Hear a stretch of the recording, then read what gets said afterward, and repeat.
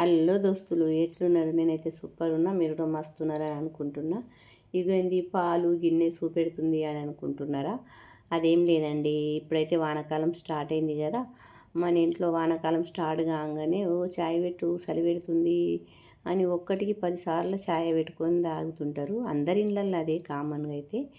ఇక ఈ వానాకాలంతో పాటు జలుబు, జ్వరం, దగ్గు కూడా స్టార్ట్ అయింది సీజన్ని బట్టి.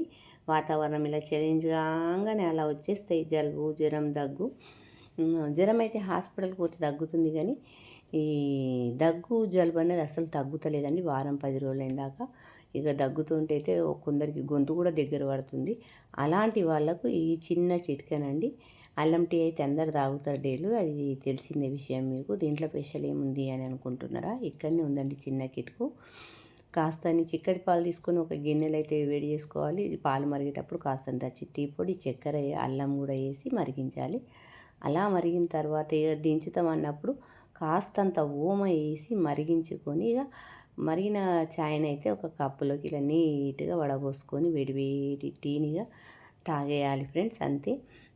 మనమే కాదు, పిల్లలు పెద్దలు అందరికి కూడా ఇలా చేసి పెట్టండి. ఈ వానాకాలం మొత్తం ఆరోగ్యం బాగుంటుంది.